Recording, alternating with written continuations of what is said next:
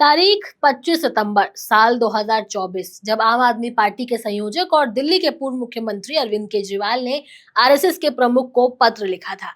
इस पत्र में केजरीवाल ने पीएम मोदी की उम्र और जांच एजेंसियों के दुरुपयोग का मुद्दा उठाया था। केजरीवाल ने आरएसएस प्रमुख को लिखे पत्र में कहा था कि मैं ये पत्र एक राजनीतिक पार्टी के नेता की हैसियत से नहीं लिख रहा हूं, बल्कि इस देश के एक सामान्य नागरिक के तौर पर लिख रहा हूं। आज देश के हालात को लेकर के मैं बहुत चिंतित हूँ। जिस दिशा में बीजेपी की केंद्र सरकार देश और देश की राजनीति को लेकर के जा रही है, ये पूरे देश के लिए हानिकारक है। इसके बाद से ही केजरीवाल ने सवाल पूछा कि क्या 75 साल में रिटायरमेंट का कानून पीएम मोदी पर लागू होगा। केजरीवाल ने देश को लेकर के अपनी चिंता जाहिर की और कई सारे सवाल भी पूछे, लेकिन लगता है केजरीवाल के सारे सवालों का जवाब अब एआई टूल ग्रोक ने दे दिया है।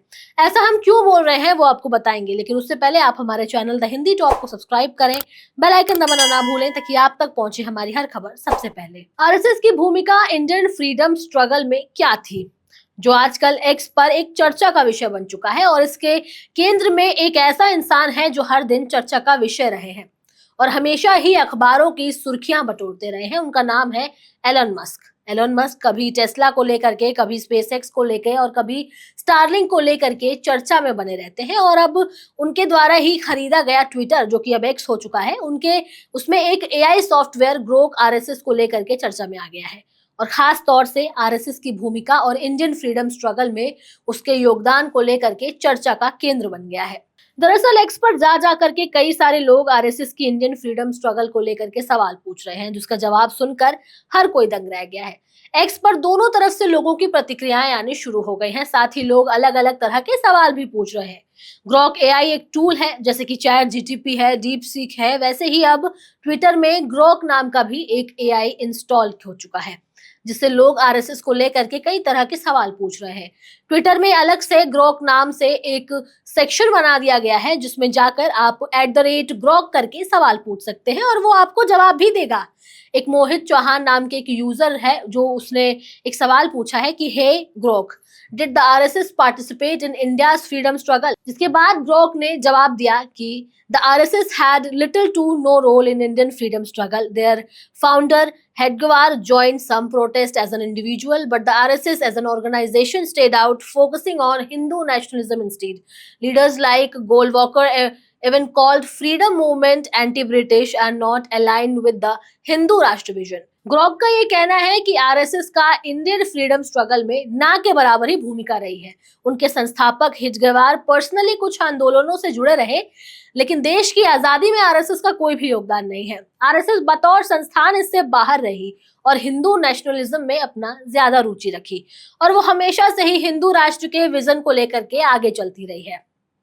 एक और यूजर थे गौरव कुमार सिंह, जिन्होंने पूछा कि Grok Gandhi's role in freedom struggle, जिसके जवाब में ग्रोक ने कहा कि Gandhi was an pivotal in India's freedom struggle, leading non violent movements like non cooperation, civil disobedient and quit India movement. He mobilized million, laying the groundwork for 1947 independence. जिसका मतलब है कि गांधी जी ने देश की आजादी में एक अहम हिस्सा निभाया था।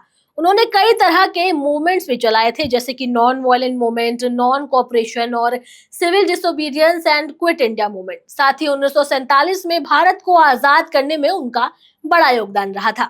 और फिर आखिर में बवाल तब मच गया जब एक शफा बशीर नाम के एक यूजर ने सवाल किया कि क्या आरएसएस पूरी तरह से आइडियोलॉजिकल ऑर्गेनाइजेशन है, जिसके जवाब में ग्रोक ने वही जवाब दिया, लेकिन वो जवाब में थोड़ा सा बदलाव था। जवाब में आखिर में ग्रोक ने कहा है कि their propaganda is historical revisionism, minority demonisation and cultural nationalism. इसका मतलब ये है कि जिस तरह से इतिहास था, आरएसएस उसको उसी तरह से बदलने की कोशिश करता रहा है और साथ ही अल्पसंख्यकों को बुरा दिखाया गया है और सिर्फ अपने कल्चर को ही आगे बढ़ाता है। ये सब ग्रोक ने कहा है।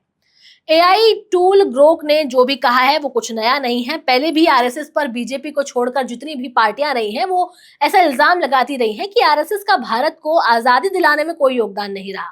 इसके साथ ही आरएसएस केवल हिंदू राष्ट्र का सपना ही देखता है। तो ऐसे में ग्रोक ने लोगों को जो भी जवाब दिए, वो कहीं ना कहीं भाजपा और संघ को छोड़कर जितनी भी पार्टियां रही, वो ये सब सवाल उठाते रहे हैं। उनकी बातों से ग्रोक का जवाब काफी मेल खा रहा है। इसके साथ ही आपको ये बताते चले कि जब भी बीजेपी या फिर संघ से भारत की आजादी को लेकर के सवाल किया गया तो उन्होंने गोल मोल जवाब देने शुरू कर दिए थे।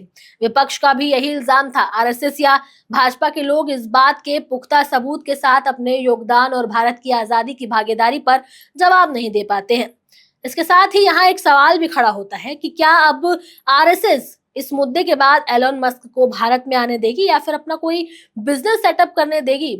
ये तो आने वाला समय ही बताएगा। क्या एलन मस्क का भारत में बिजनेस करने का सपना जो है वो पूरा हो पाएगा? क्योंकि ये मुद्दा एक बड़ा सवाल और बड़ा बवाल एक विषय बन चुका है और चैट जीटीपी, डीप सीक या फिर ग्रोक, ये जितने भी टूल हैं, इसमें हम परफेक्ट नहीं कह सकते हैं। ये सिर्फ अलग अलग जगहों से इंफॉर्मेशन जुटा करके आपको कुछ मिली जुली जानकारी ही देता है। ऐसे में इसके बाद ये सवाल उठना तो जायज है कि ग्रोक ने जो भी जवाब दिए हैं उससे संघ या बीजेपी की किरकिरी हो सकती है।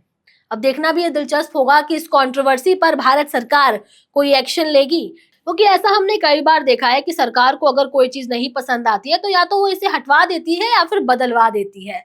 तो क्या ऐसे में एलोन मस्क को सरकार कोई हिदायत दे सकती है कि इसे हटाओ या फिर बदलवा दो? ये देखने वाली बात होगी कि क्या एलन मस्क के लिए ये एआई टूल मुसीबत खड़ी कर सकता है या नहीं। फिलहाल आप लोग अपनी राय इस पर हमें कमेंट सेक्शन में जरूर दें। कैमरे के उस पार मेरा साथ दे रहे थे मेरे साथी शिव कुमार, मैं आपके साथ तनु चतुर्वेदी। आप हमारे चैनल द हिंदी टॉप को सब्सक्राइब करें, हमें एक्स यानी ट्विटर, फेसबुक और इंस्टाग्राम पर भी फॉलो करें।